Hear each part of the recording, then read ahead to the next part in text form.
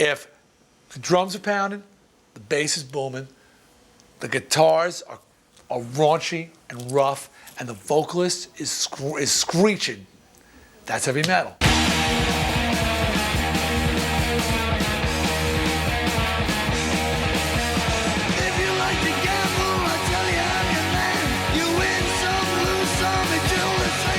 Heavy metal is more than just music. It's a lifestyle, it's a culture. Metal is an attitude. Heavy metal is a way of life, man. Heavy metal is an underdog, and rock and roll is the establishment. You want to be true, you want to be hard, you want to be real, you know? Not letting people down, giving it all you can. It sort of hairs on arm raising moment when you first hear that sound. It just speaks to everyone at some point in their life. Hits you right between the eyes. It's that fix, it's like a drug.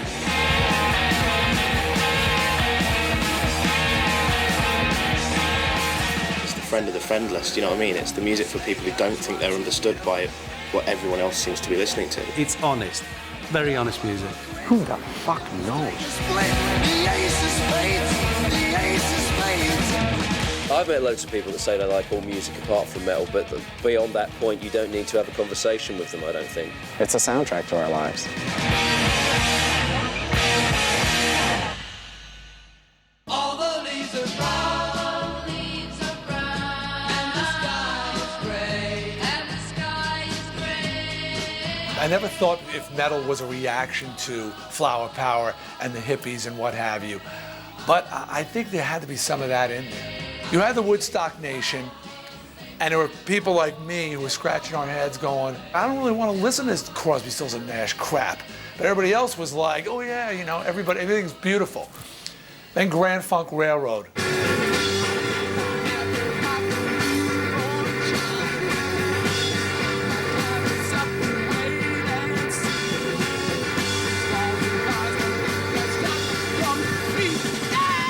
Grand Funk started out as an American kind of answer to Cream, like a heavy metal trio. Over the years, through that late 60s, early 70s, they got more and more versatile and spread out and added, you know, more of the keyboard sound, and they weren't just a kind of metal trio, they were melodic. Grand Funk Railroad, massive over here at the time. It was like 22,000 people a night. That was the first big gig that we did. It was at the Forum in Los Angeles. It was like, we did 2 nights supporting Grand Funk, and we'd gone from like playing the Whiskey to like 500 people, whatever it was. So like in front of 22,000 people, so that was a bit nerve-wracking. The 60s and 70s probably was the best period in the history of music. Everyone's mind was opening up to more stuff. There wasn't any boundaries, you know. I just wanted peace and love for everybody, and let's get high and listen to Jimi Hendrix, you know?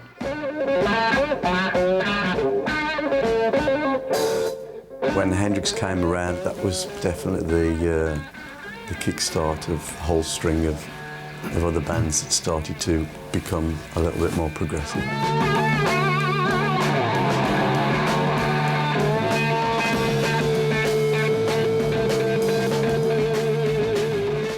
Definitely pushed it forward and backward and inside out, upside down. And he scared the life out of like the rock community, because he figured out how to overdrive his amp even more and how to push the sound like a little further. Suddenly there's this new sound that's very exciting and gets taken up by virtually everybody as being that now this is how you play the guitar, and it's sort of opened up a route to playing a much more aggressive kind of music. Nobody gonna take my car, we're gonna race it to the ground. Nobody gonna beat my car, we're gonna break the speed and sound. Oh, it's a killer machine, they got everything. Like a driving car, big fat tires and everything. I love it, and I need it, I feel it. And suddenly, there were a group of us who were starting to gravitate exclusively to this music, whatever it was. Deep Purple, had the attitude the edge that we were looking for, and fuck the rest of that shit.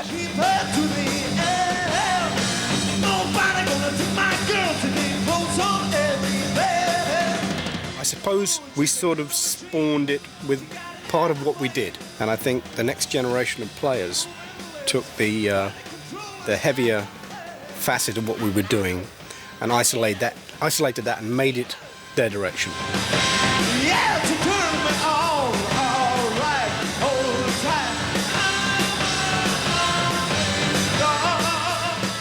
Things get harder and nastier, and I think that's what sort of happened. That's how metal got born. The British rock invasion of the 60s created what was to be a very, very loud guitar sound, more and more amounts of distortion as the years went on.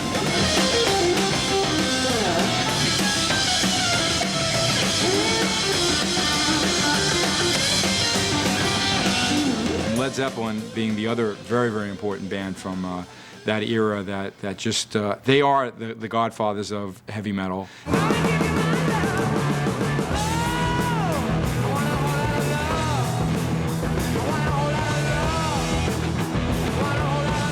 I mean, Led Zeppelin is supposed to be the first metal band. Did the term exist before Led Zeppelin? I have a feeling the term was named after them because lead is a heavy metal. Somebody turned me on to Zeppelin, and that pretty much sealed the deal for me, you know, as far as introducing me to that kind of hard rock. Bands like Led Zeppelin, they're more important, I think, to the craft than the metal bands are.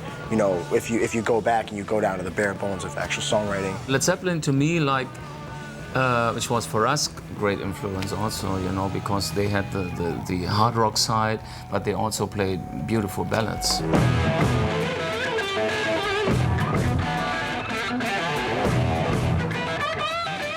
In many ways, yes, the term heavy metal came later than the bands that are associated with it. The original bands that were supposedly heavier than a 100-ton weight landing on your cranium, if you listen to them now, it's not what we would consider heavy. The first proper heavy metal band that we had was Black Sabbath.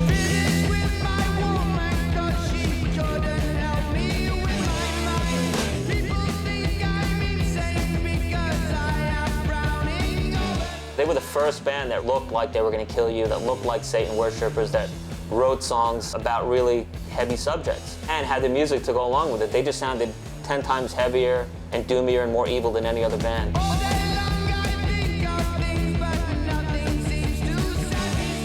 There wasn't really anything else around at the time. I mean, we really like Cream, Hendrix, and you know, that kind of thing. When you like something, you don't want to sound exactly like that, but you like to continue in that kind of vein, and that's what we did.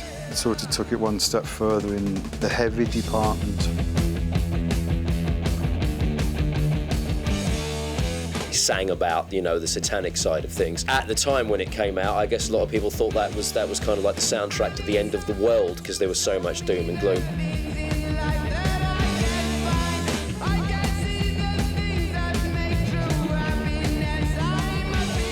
We had a minimal budget.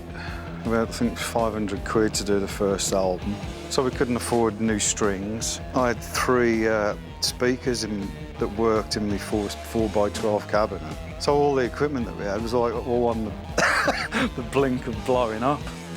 And I think that's what gave it like that demented, distorted kind of sound. And Bill's drum heads hadn't been changed for about 2 years. And he used to play with half drumsticks because he couldn't afford drumsticks.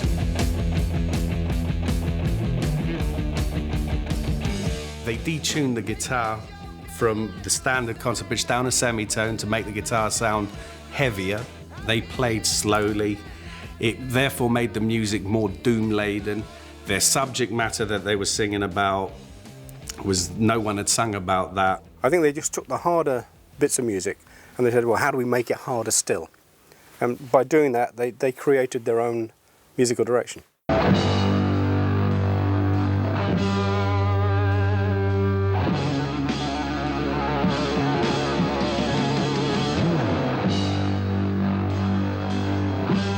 If you think about it, and I've heard a lot of people say this, and it's true, like it all goes back to Black Sabbath.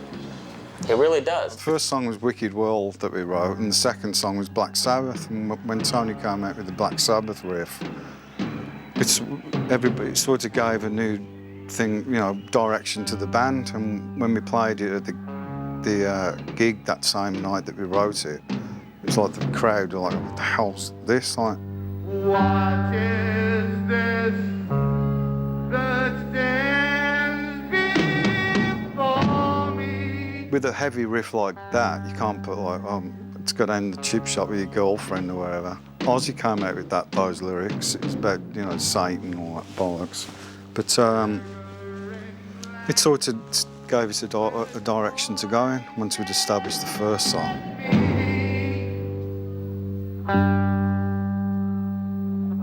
I heard Black Sabbath, that's when everything changed. That's when it was just like, this is for me, I'm gonna be into this till the day I die.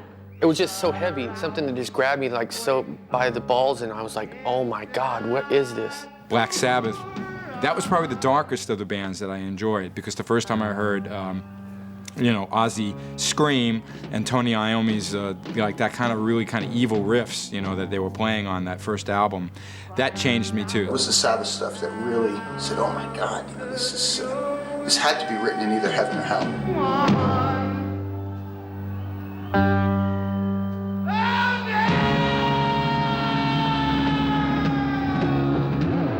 With us being labelled as a metal band, at first it was a derogatory term to us. I always remember it was early 70s when we were over here, and we got this really bad review, as usual, from one of the critics. But this one was like a really scathingly horrible review, and he said, this isn't music, it's not even heavy rock. It sounds like a lot of heavy metal crashing instead of being music, and for some reason that term stuck.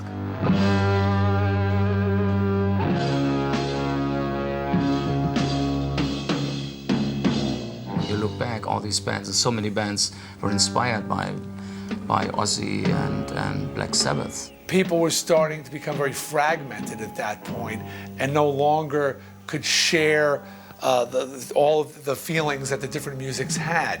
You know, there was a real anger that was surfacing in the heavier rock, and there were certain people who were gravitating toward that anger.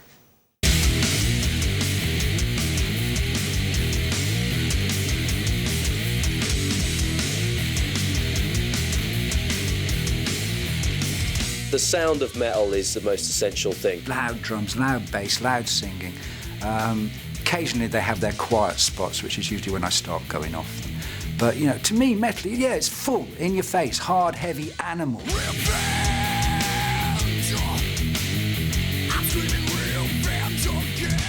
There's the rumble that carries the heaviness along with it, and then there's this really brittle top end, which has got the definition. And like the really good metal stuff combines that definition with the rumbles, the so you kind of have this scooped sound in the guitars where the middle is kind of taken out and you have the bottom and the top, as opposed to, you know, the Jimmy Page guitar has the mid-range kind of poking right out and there's not a lot of bottom, not a lot of super highs. Metal guitars really got a sound of its own. Even when you turn it down, they sound fucking loud because that's the nature of the sound. It's just a hard-edged rocking sound, really. But you know, that's it for me, metal. And I mean, all this bollocks about new metal and emo metal and fucking metal, doom metal, death metal, arse chicken metal. It's fucking hell. It's metal. It's rock and roll. Actually, that's what it is. It's hard-edged rock and roll at the end of the day. I've done metal bands where we've used orchestras and acoustic guitars, and it's all nice and pretty and lovely 1 minute, and then the next minute the gates of hell have been unleashed.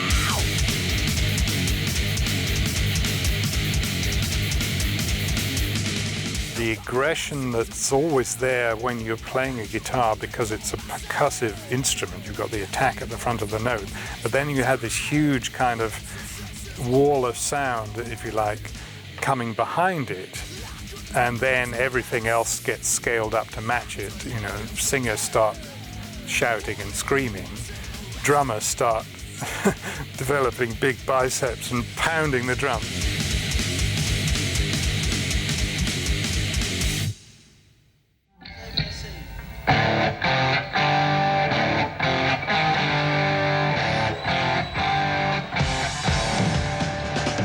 You always sing the riff of a heavy metal song, you'll sing the riff. Something that anybody can just sing along to. Sunshine of Your Love, you know, it's another great example. Smoke on the Water.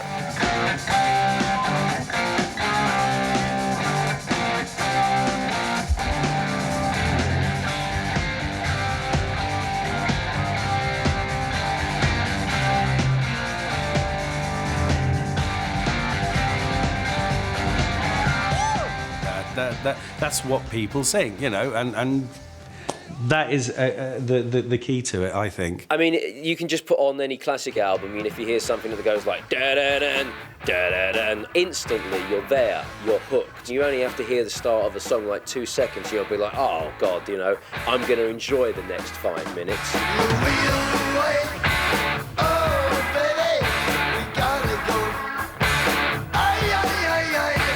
Louie Louie.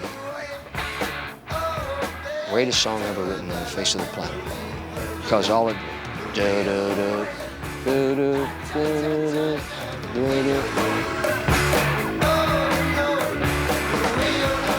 that we are all born, each of us, man, woman, dogs and cats too, are all born with this little gene that got inserted into our bodies that said, whenever you hear this, you're gonna love it. It was the bulk of the tune, which made it different, again, going back to sort of any other type of music where you just kind of relied on the vocal melody and you sort of tapped along to the rhythm. This riff that came out just would take the top of your head off. It would just slaughter, slay people.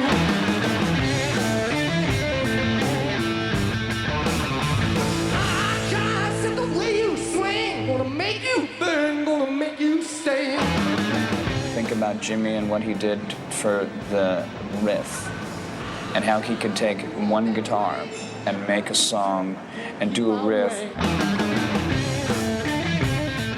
I mean, it's so simple, yet that song, I mean, how many times have we listened to that song? It's powerful, it's clean, and it's dirty, you know.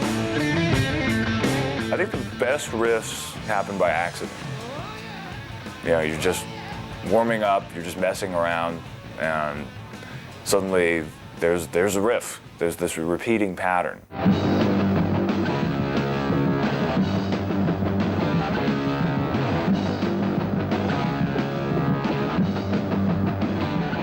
Black Sabbath, one of the most elemental bands that has ever been.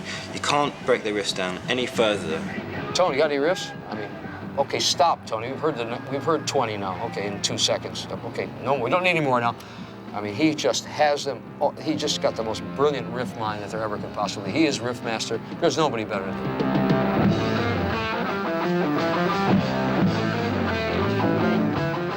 There is a defining moment between a good riff and a great riff. Those are the ones that, by circumstance, by the arrangement, by the melody, by all the other aspects of a song, it gets more notice, you know, and I think that's when it becomes great. To me, the riff is what makes the song unique from another song, because you can have like the same old chord progression and lyrics that are great, but, you know, really easy melody, but if you have like a really different riff, that's kind of what makes people go, whoa, what is that? That's kind of weird and different. The onus is on the riff. You know, the real heavy riff going through the whole song, and that's kind of your hook line.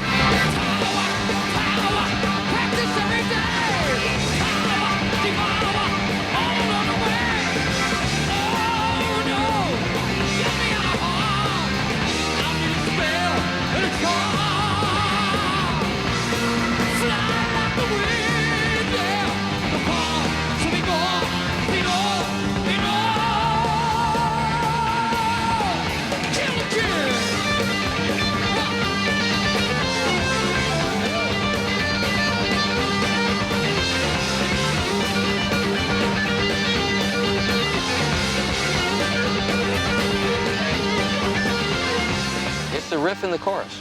Write a great chorus. Hey, the world is your oyster, isn't it? Maybe you don't even need a riff, you know. When you think of all the great choruses that you've ever heard in your life that you like, you know, those are the things that people sing along to. Yeah, a good chorus in a song is something that a crowd can sing along to. A good riff is like the equivalent of that, but just play it on the guitar. Bands with one guitar player would tend to be more sort of in your face, straight ahead, because when they stop playing the rhythm guitar and to do a solo, the bottom would fall out of it all.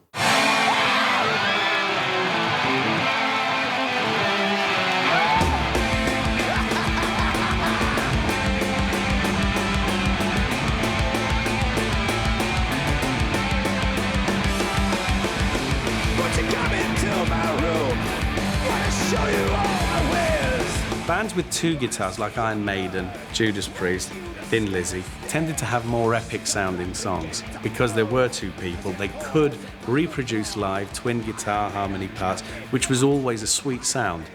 Thin Lizzy were the pioneers in a sense in the more simple harmony type dual guitar thing.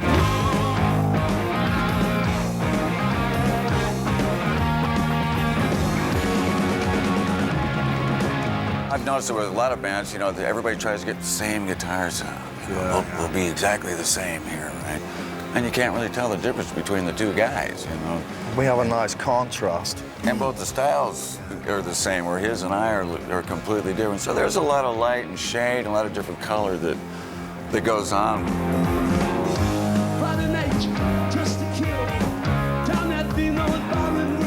Adds another dimension of melody to the song when you hear those guitar lines, you know, plus you got Phil's great melodies on top, and then, you know, the guitars kick in and the melodies carry on, and it's just great melodies, you know, good strong songs, good lyrics, catchy lyrics. I mean, it's a whole combination. It's like I said, the chemistry, you know. And then you've got Judas Priest that come along.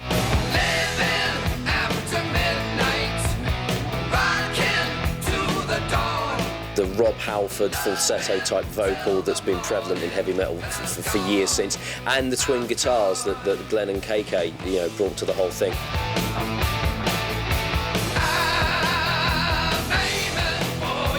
It's a band based around brilliant guitar playing and great rock and roll songs.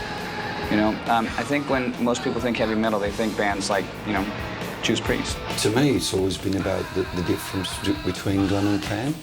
They're two remarkably different guitar players. If there were two guitar players with the same style, with the same techniques, what would be the point?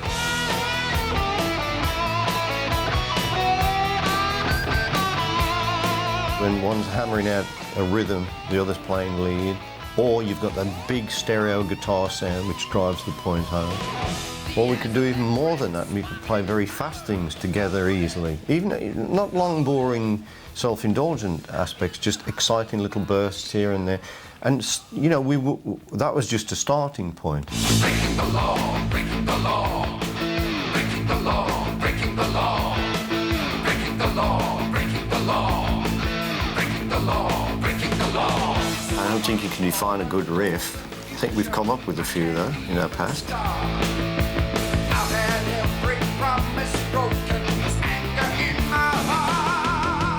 I think what Priest did, and specifically on British Steel, was whatever the last shards of the blues that may have been hanging around, those little shards were completely wiped off.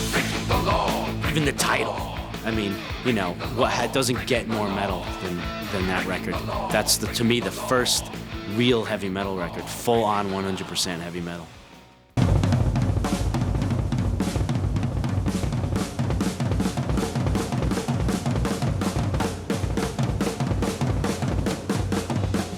In the late 60s, you had the sonic ability to be much heavier sounding without needing a 90-piece symphony orchestra to do it. I suppose you've got to start with John Bonham, really, on that one.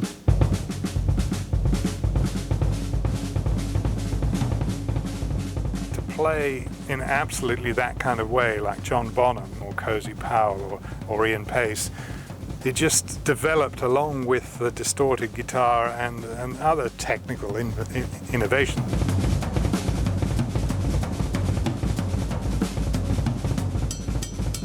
If you just go ding, ding, ding, ding, ding, then that's all they'll do, you know. So if you hit, the harder you hit them, the bigger the sound, I've always found anyway. And now that's become a total given, as it were, for heavy rock, heavy metal.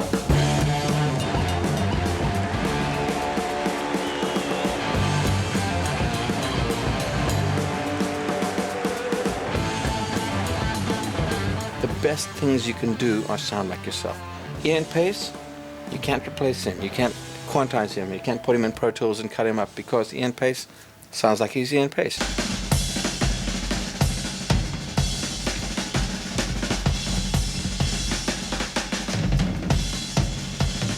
He's actually like this left-hand soul drummer. He's got the soul funk drummer, but somehow he's become this grandfather of heavy metal drumming because he was just fucking brilliant.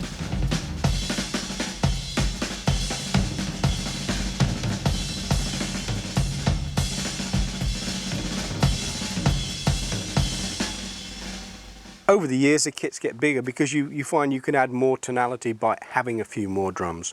But no, there are guys who could, you could put an engine and a steering wheel on the damn thing and drive it on stage. It's that big. Tommy Lee, great showman, great rock and roll drummer.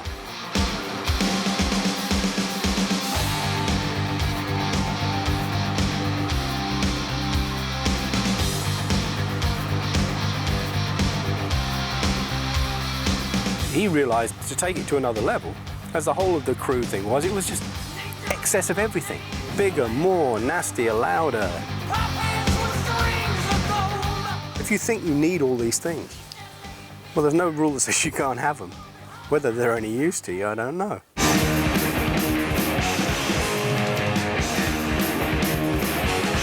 There was a lot of drummers who had 2 bass drums on stage, but not all of them actually used them. Just a lot of the time it was just for cosmetics. Well, you can play double bass drum using a special pedal with only having 1 bass drum, but it just doesn't look very good on stage, does it?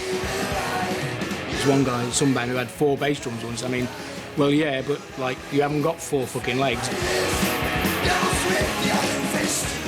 I only actually had about maybe 1 extra tom, but I had a set of, I think it was 4 rotor toms, like at the top, which was the only place I could put them where I could hit them properly. It made the kit look ridiculously huge, but it wasn't all that big, Lemmy used to complain a lot, fucking instrument, you only use them during 3 songs. Yeah, but I mean, I use them, I even had a gong.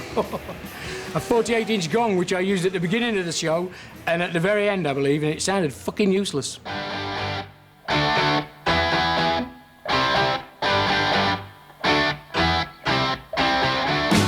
For every ounce of guitar you have to have another ounce of vocal. And so there's a permanent tension between those two. It's a love-hate relationship on stage. I think guitar players pretty much want to be lead singers, and lead singers couldn't play guitar.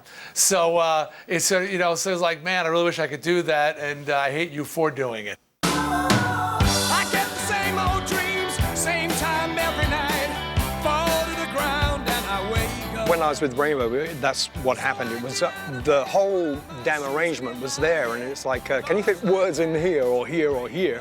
Oh, all right.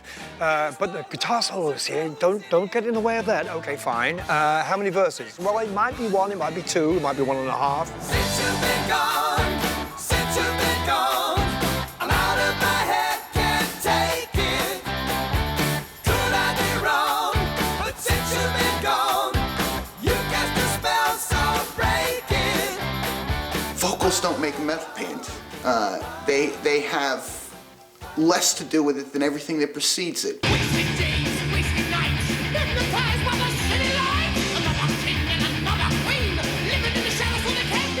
I learned this lesson early on, and that if I had to come to grips that if Overkill wanted to make good records, not necessarily I would have to stand back, but good records are made from great drum sounds that mix well with a bass, and then a guitar that rips your throat out.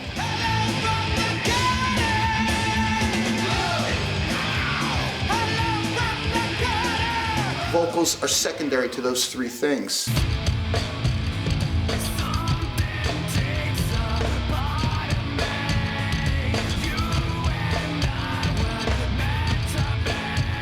I think the song dictates what I'm going to do, and I write down which emotional feelings are coming. It's called dynamics. I mean, we drop down and we go up. We've always done that, and it works.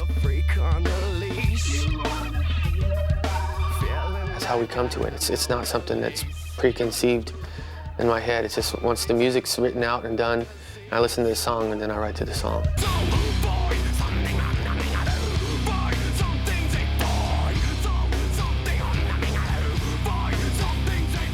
I love picking up the guitar and I love playing drums and doing all the stuff that I do. And then, oh, I gotta sing shit. I'm a rhythm person. Without the riff, without the drummer, without the bass player, there's no reason for me to be there. I mean, just say goodbye to me and I'll go home right now. Because they're the ones who make my work come alive. Me alone up there without the drummer, the bass player, and the guitar player is just some idiot, you know, pretending to be on American Idol, and that's not what I want to be.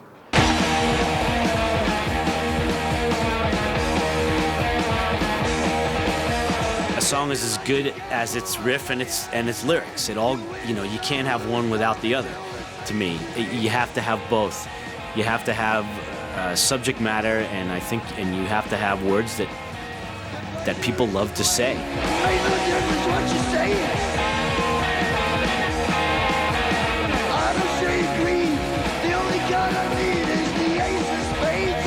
The ace of spades. It just needs to be something, you know, that makes you feel good, that makes you want to sing along, air guitar, air drum, or whatever it happens to be. Something that A, you identify with for whatever reason, and B, you just want to, you know, you want to shout those words. You want to shout those words loud for everyone in the world.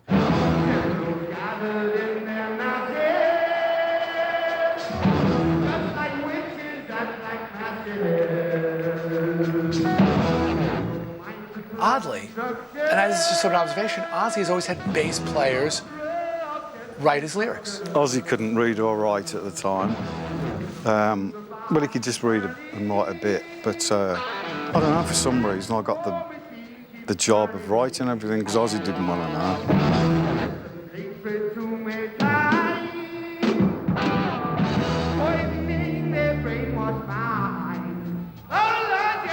At the time, we used to go around to all the same clubs in Birmingham, and it was like 90% of the clubs were soul clubs. And it's just like the lyrics were the same repetitive bollocks all the time, just to, you know, I've just fell out with my girlfriend or whatever, or I've just seen a tart that I want to marry.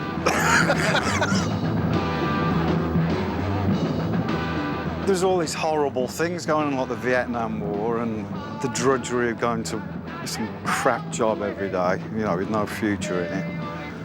And I just thought, well, what's the point in singing about all this stuff that I don't feel? You know, when we started writing our own stuff, I just reflected what the band and our families and everything else were going through. With songs like War Pigs, we thought we were going to get recruited into the army at the time, because there was a big thing for England to get involved with the Vietnam War. And that was like the lyrics of that were against, like, you know, any war in particular, and particularly the Vietnam War.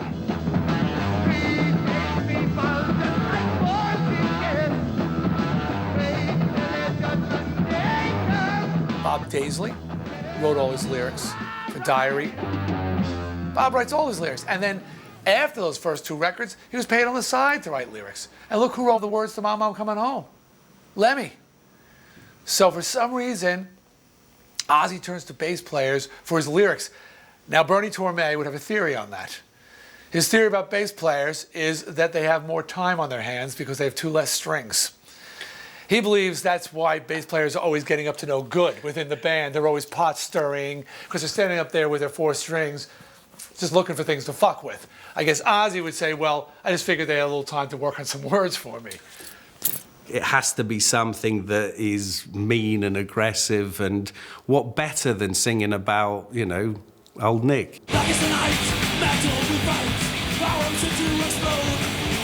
Energy screams, rushing dreams, take them and go down the known. We shut it down, chaos in hell, battle for maniacs pure. Satan's cool. At the end of the day, it's a cool thing. But what it represents is the anti-everything, the way you're supposed to live your life according to Christianity. So it represents you going to a gig and getting pissed up and maybe fancying your mate's girlfriend and whatever else you're not supposed to do. And it's the rebellion thing. So Satan represents rebellion.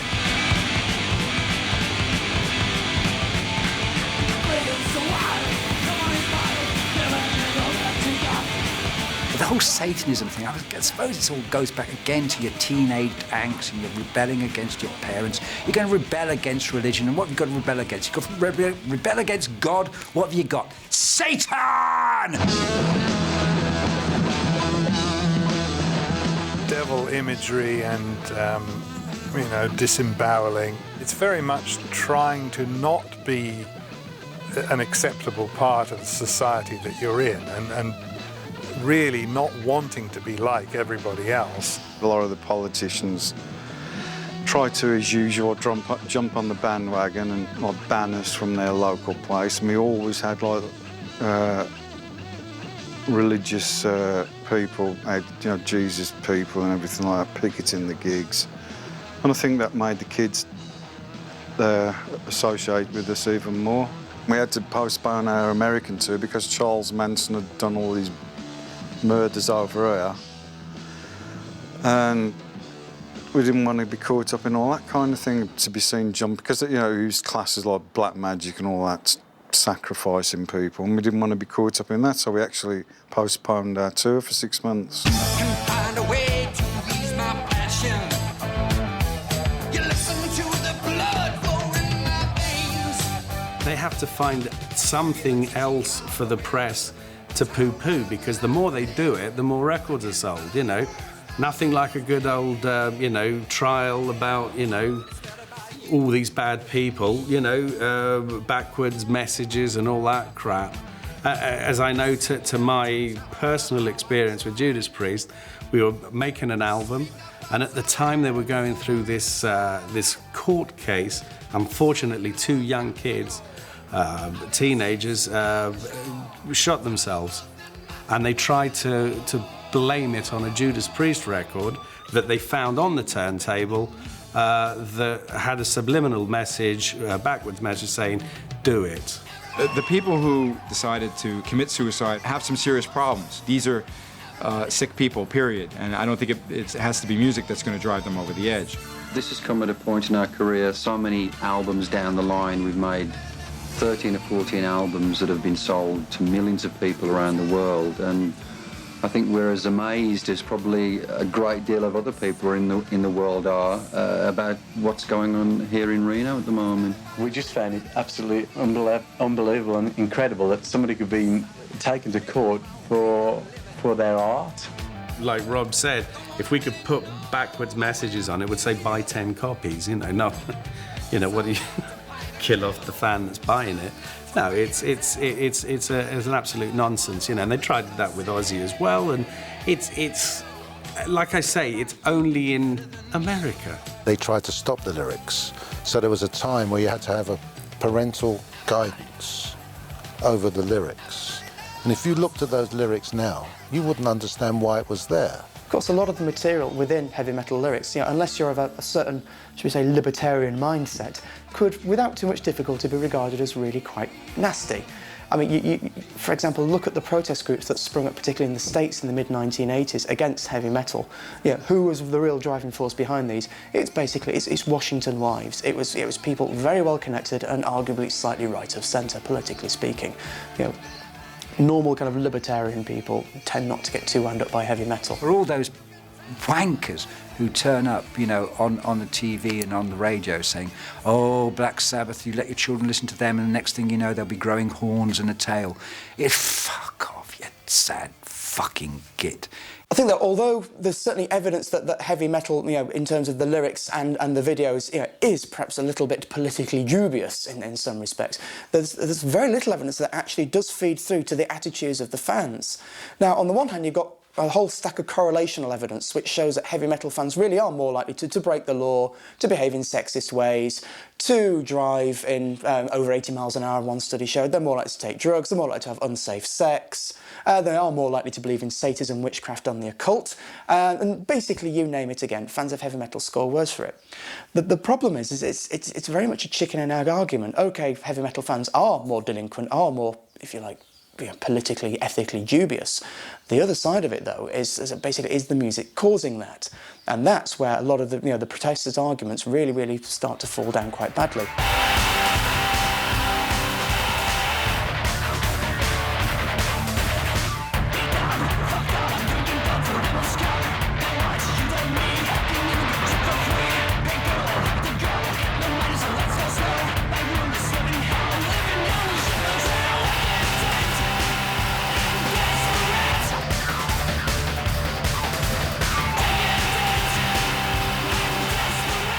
when people take it to the extreme, then it's like watching The Village People to me. It's just a joke. This is all fantasy. It's all about escape. It's escape from the difficulties of life, your parents, your dysfunctional family, your job, your school, and you got to keep it in perspective. A lot of them make me laugh when they go on like with all this satanic crap, and they really mean it, you know, they're really serious about it. Then I have to laugh.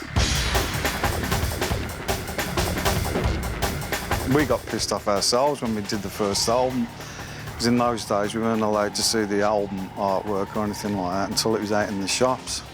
So we loved the front cover, and then we opened it up and saw the upside down cross. And it's like, I totally freaked out because I hate anything like that. And of course, when my parents seen it, it was like I had to leave home over it. Bottom line, anybody that says they're a sort of satanic rock band or whatever are either taking the piss or completely off their trees and should be locked up in a mental institution, quite frankly. And they're entertainers at the end of the day. It's not life and death about them, and I think sometimes we take it a little too seriously, and it's just music.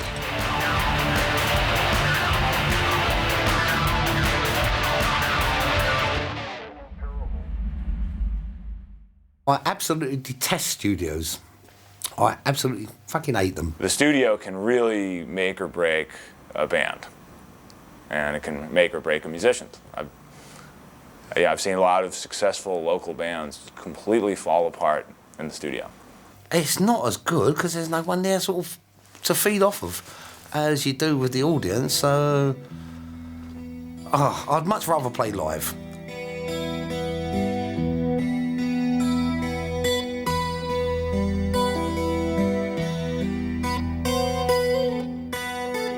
Producing is a number of things. Producing is babysitting, being a policeman, being a school teacher, being the father, and then there's another tiny little role where you're actually like involved with the music.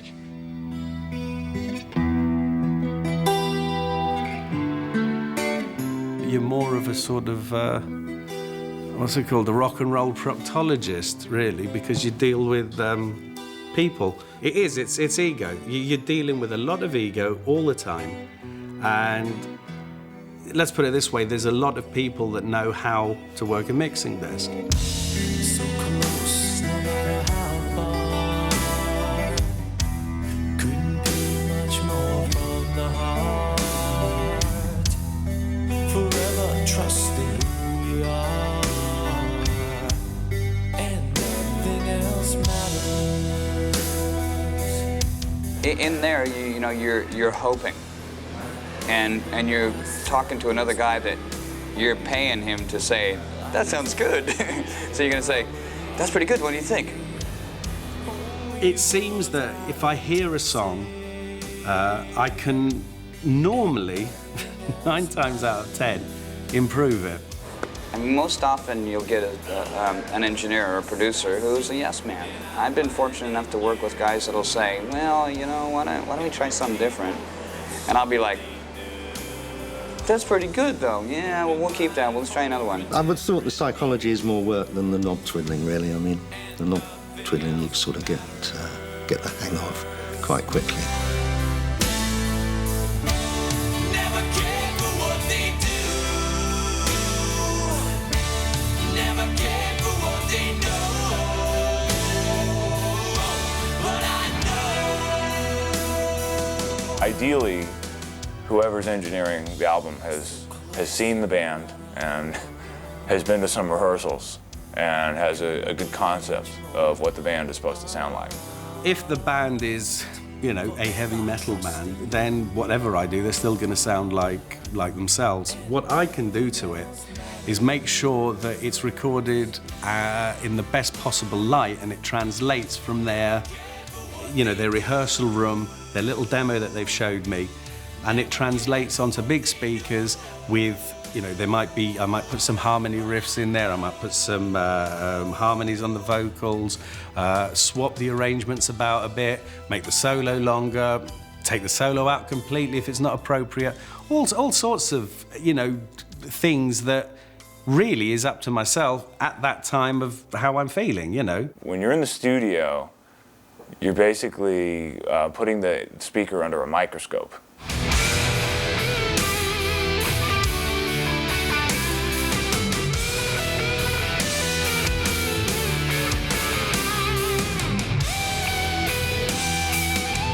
You're shrinking something that's very loud in order to come out of a small loudspeaker.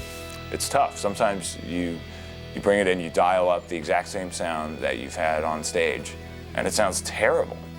So when you make records, you do kind of get a pretty much a live sound. I mean, classic Physical Graffiti, Led Zeppelin, that's the benchmark for me. Thin Lizzy was always, we'd go in the studio as an excuse to, to make an album, as the excuse to get back out on the road, so we could spend 7-8 months out on the road. I know that was asked backwards. We should have probably not done it that way, but we just thought of ourselves as so much a road band, a touring band, a live entity rather than But having headphones said that, on. I think though a lot of the singles, especially the singles, definitely have a certain sound to them that's like timeless. The minute you hear Boys Are Back in Town or something, there's something about the sound of those records. It's just that time, that place, that combination, the chemistry and the magic, with the producer and the band and everything. Every album is, big history for the band that's recording it. Whether it's an album that's totally unheard of, whether it's rubbish. When you commit something to tape and you release it to the public, it's a baby. When you take that same song 6 months down the line and you've been playing, say, 70 or 80 shows, 100 shows, that song is totally different. You've found all the little bits in it. You've found all the little good bits, you've lost all the little weak bits. And if you can capture it live, it's always better than the one that came out on the studio.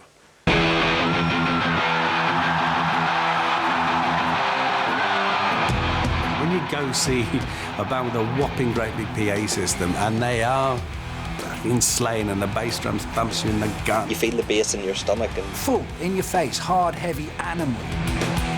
It's just 100 times louder. It's the time when you get to go and sort of worship in front of the bands that you love.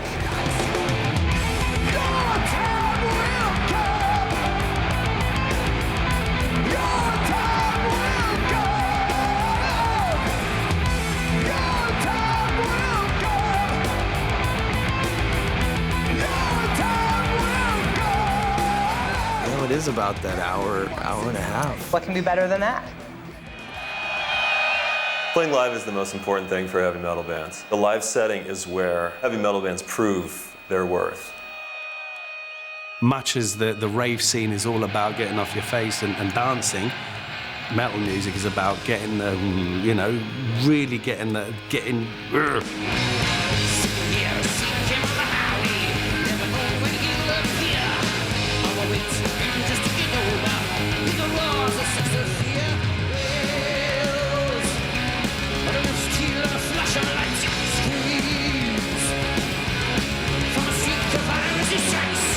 Live music tends to be rock of different genres, and metal is part of that. The whole hard rock genre is a concert-going audience. It's always been about the live show.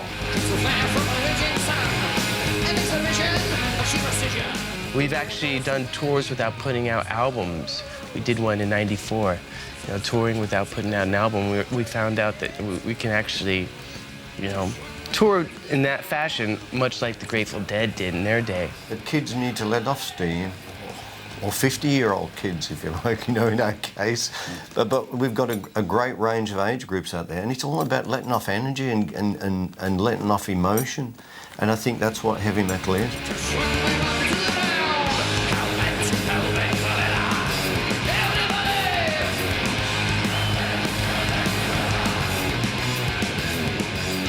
That's what heavy metal does. It's exciting for young people. That's the stock in trade of heavy metal. And so, of course, you get used to a certain level of excitement. There's only so many times you can ride on a roller coaster before you get bored of it. And it's just the same thing. With rock music, it has to get louder, it has to get faster, it has to get more exciting, just to still keep your attention.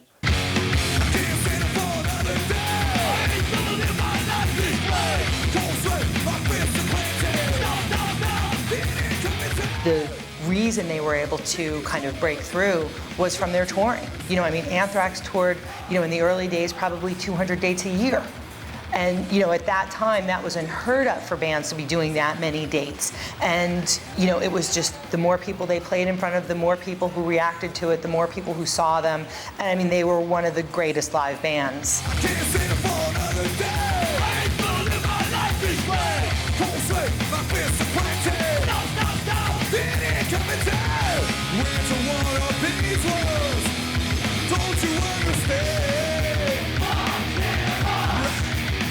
My standards that I set for myself are higher than anyone else could ever set for me or for this band and what we do.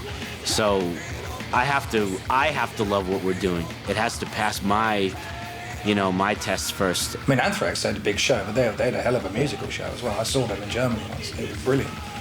You know, and I didn't know a lot about that kind of music, so to watch that going on was like, well, yeah, you know. If we're firing on all cylinders and I'm stoked on what we're doing and we're on stage and I'm feeling great about it, then I have a lot of confidence in the fact that other people are going to come along for the ride at that point.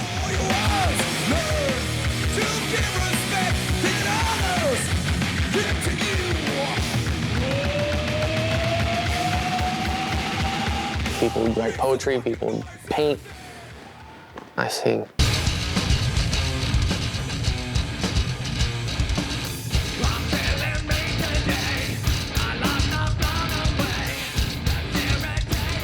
I have no idea what's going on. I'm just playing. I don't have time to think. I'm just that guy, and we're playing these songs. I can't think about nothing except the song. I'm just in that spot.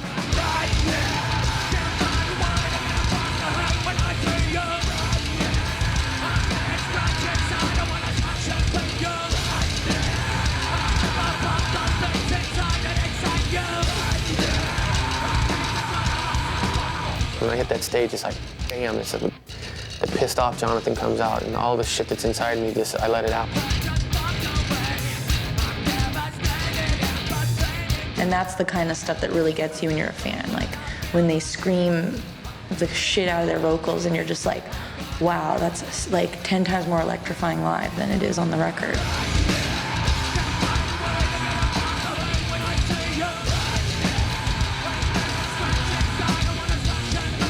I've just read recently on some boards on all these kids saying how bad we suck. Oh, their albums suck, but goddamn, they're great live. And I mean, that's all entitled to their opinion, but to think about it, I don't think the albums suck, but it is true. It's a way different live, and it's more intense, and I think people connect more when they see it live. You can't stop rock and roll. You can't stop rock and roll. Can't stop it. Musicians have to have a belief that nothing else matters besides that live show, and that you should have nothing left after that live show. It's all to be left on the stage.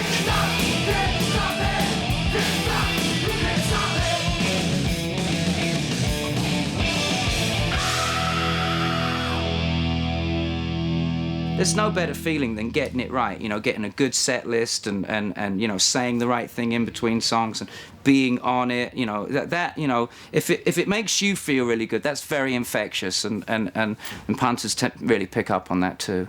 When we're on stage, we're kind of blank. We're just doing what we do.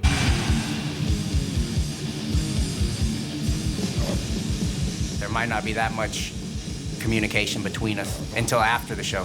Because it's kind of like a punch drunk kind of thing. You don't really know what's going on. You got a minute to tune and take a drink, and then that's it.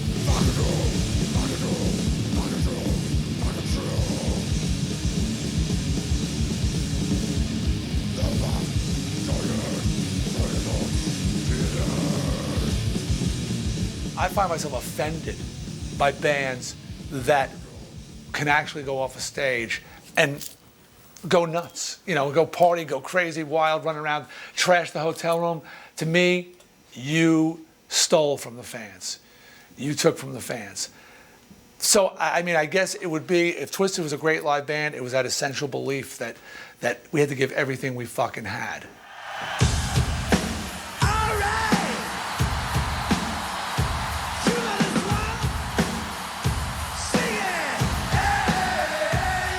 Stage presentation needs to be stunning.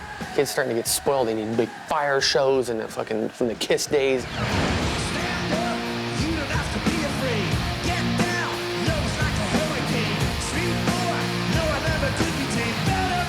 You expect a big show with Kiss, but I think the fans know that there's something special about the music too. Kiss were not the greatest band in the fucking world, but their shows are amazing because of all the shit that was going on, you know what I mean?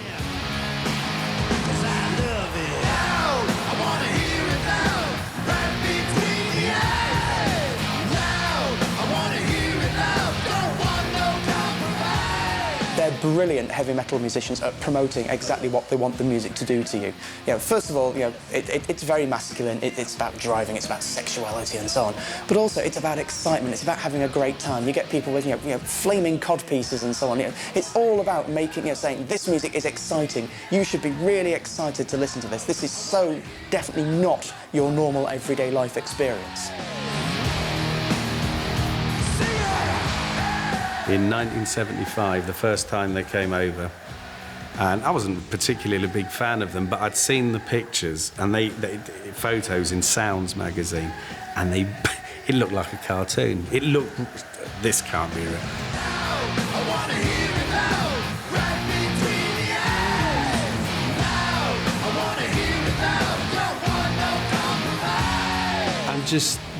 I couldn't believe it so much. We went the next night. Not squiffy. It's exactly the same. Like I say, every bloody beat, there was some bomb going off, blood spewing everywhere. It was highly entertaining, absolutely top.